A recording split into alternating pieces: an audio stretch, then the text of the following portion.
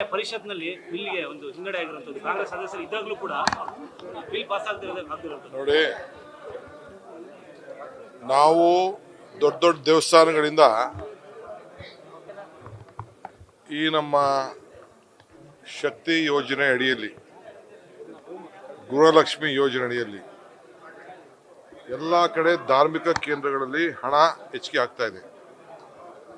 ನಮ್ಮ ರಾಮಲಿಂಗಾರೆಡ್ಡಿಯವರು ಬಹಳ ದೂರದ ಆಲೋಚನೆ ಮಾಡಿ ನಮ್ಮ ಹಳ್ಳಿಯಲ್ಲಿರುವಂಥ ದೇವಸ್ಥಾನಗಳಿಗೂ ಸಹಾಯ ಮಾಡಬೇಕು.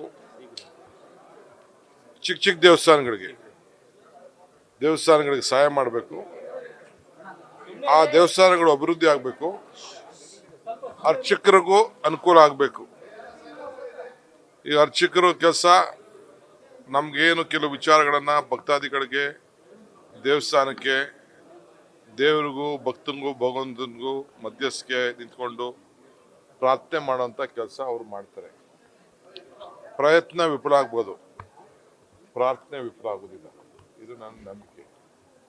ಸೊ ಅರ್ಚಕಸ್ಯ ಪ್ರಭಾವಿನ ಶಿಲಾದ್ಭೂತಿ ಶಂಕರ. ಸೊ ಅರ್ಚಕರಿಗೆಲ್ಲ ಸಹಾಯ ಮಾಡಬೇಕು ಅನ್ನೋ ದೃಷ್ಟಿಯಿಂದ ಈ ಬಿಲ್ಲನ್ನು ಚಿಕ್ಕ ಚಿಕ್ಕ ದೇವಸ್ಥಾನಗಳಿಗೆ, ಹಳ್ಳಿಲಿರುವಂಥ ದೇವಸ್ಥಾನಗಳಿಗೆ, ಗ್ರಾಮೀಣ ಪ್ರದೇಶದಲ್ಲಿರುವಂಥ ದೇವಸ್ಥಾನಗಳಿಗೆ ಒಳ್ಳೇದಾಗಬೇಕು ಅಂತ ಹೇಳಿ ಇದನ್ನ ತಂದಿದ್ದಾರೆ. ಇದನ್ನ ಎರಡು ಪಾರ್ಟಿಯವರು ವಿರೋಧ ಮಾಡಿ ಇದನ್ನ ಬೆಳೆಸಿದ್ದಾರೆ. ಆದರೆ ಅದರ ಭಾವನೆ ಅರ್ಥ ಆಗ್ತದೆ. ಅಂದ್ರೆ ಹಳ್ಳಿಲಿರೋ ದೇವಸ್ಥಾನಕ್ಕೂ ಅವ್ರಿಗೆ ಅಲ್ಲಿ ಇರೋ ದೇವರಲ್ವೇ, ಹಳ್ಳಿಲಿರೋ ದೇವರಲ್ವೇ. ನಾವು ಊರಿಗೆ ಹೋದ ತಕ್ಷಣ ಗ್ರಾಮ ದೇವತೆ ಯಾವುದು ಅಂತ ನೋಡ್ತೀವಿ. ಬಸವಣ್ಣ ಇರ್ಬೋದು, ಮಾರಮ್ಮ ಇರ್ಬೋದು, ಕೆಂಕೇರಮ್ಮ ಇರ್ಬೋದು, ಯಾವುದೇ ಹಳ್ಳಿ ದೇವಸ್ಥಾನ ಎಲ್ಲ ಕೂಡ ನಾವೆಲ್ಲ ನೋಡ್ತೇವೆ.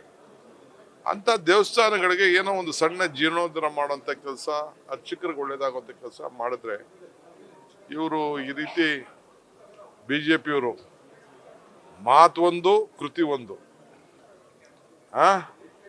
ಅವರೇ ಈ ಧರ್ಮ ದೇವಸ್ಥಾನಗಳಿಗೆ ದೊಡ್ಡ ವಿರೋಧಿಗಳು ಅನ್ನೋದನ್ನ ಇವತ್ತು ಸಾಬೀತು ಮಾಡ್ಕೊಂಡಿದ್ದಾರೆ.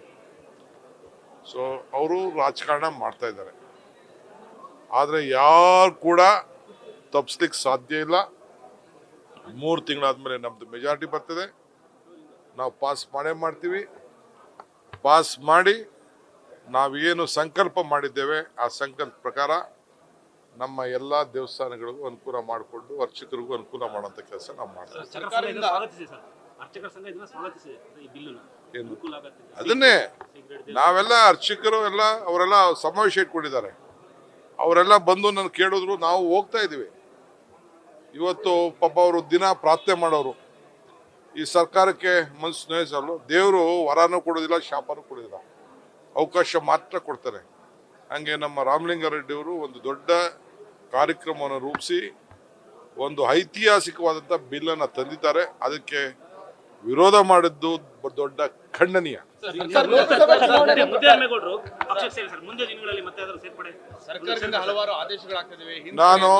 ನಾನು ಇವತ್ತು ಹೇಳ್ತಾ ಇದ್ದೀನಿ, ಶಿವಮೊಗ್ಗದಿಂದ ಇಡೀ ರಾಜ್ಯದ ಉದ್ದಗಲಕ್ಕೂ ಕೂಡ ಯಾರೇ ಆಗಲಿ, ಬಿಜೆಪಿಯಿಂದ, ದಳದಿಂದ, ಬೇರೆ ಬೇರೆ ಪಾರ್ಟಿಯಿಂದ ನಮ್ಮ ಪಕ್ಷದ ನಾಯಕ ಸಿದ್ಧಾಂತವನ್ನು ಒಪ್ಪು ಬರೋರನ್ನ ಸೇರಿಸ್ಕೊಳ್ಳುವಂಥ ಕಾರ್ಯಕ್ರಮ ಇದೆ. ಯಾರು ಬೇಕಾದ್ರೂ ಬರ್ಬೋದು, ವೇಸ್ಟ್ ಮಾಡ್ಕೊಳಕ್ಕೆ ಹೋಗ್ಬೇಡಿ. ಇನ್ನು 9 ವರ್ಷಗಳ ಕಾಲ ಈ ರಾಜ್ಯದಲ್ಲಿ ಕಾಂಗ್ರೆಸ್ ಸರ್ಕಾರ ಇರ್ತದೆ. ಟೈಮ್ ವೇಸ್ಟ್ ಮಾಡ್ಕೊಳಕ್ಕೆ ಹೋಗ್ಬೇಡಿ. ಬನ್ನಿ, ಹೀಗೆ ಅರ್ಜಿ ಹಾಕೊಂಡು ಹೀಗೆ ಸೇರಿಕೊಂಡು. ಈಗ ವಯಸ್ಸು ನಿಮ್ಮ ಹತ್ರ ಪರ್ಮನೆಂಟ್ ಆಗಿರ್ತದಾ? ಈಗ ನಾನು 61, 62 ಮುಟ್ತಾ ಇದ್ದೀನಿ. ಇನ್ನು 9 ವರ್ಷಕ್ಕೆ 70 ಆಗೋಯ್ತದೆ. 50 ವರ್ಷ ಇದ್ದಾಗ ದುಡಿದಕ್ಕೂ 70 ವರ್ಷ ಇದ್ದಾಗ ದುಡಿದಕ್ಕೂ ವ್ಯತ್ಯಾಸ ಇಲ್ಲವೇ? ಹಂಗೆ ಟೈಮ್ ವೇಸ್ಟ್ ಮಾಡ್ಕೊಳಕ್ಕೆ ಹೋಗ್ಬೇಡಿ ಅಂತ ಎಲ್ಲ ಕಾರ್ಯಕರ್ತರಿಗೆ, ಎಲ್ಲ ಪಕ್ಷದ ಕಾರ್ಯಕರ್ತರಿಗೆ ನಾನು ಕರೆಯನ್ನ ಕೊಡ್ತಾ ಇದ್ದೀನಿ. ನ್ಯೂಸ್ ಫಸ್ಟ್, ನಿರ್ಭೀತಿಯಿಂದ ನಿಮ್ಮ ಪರವಾಗಿ.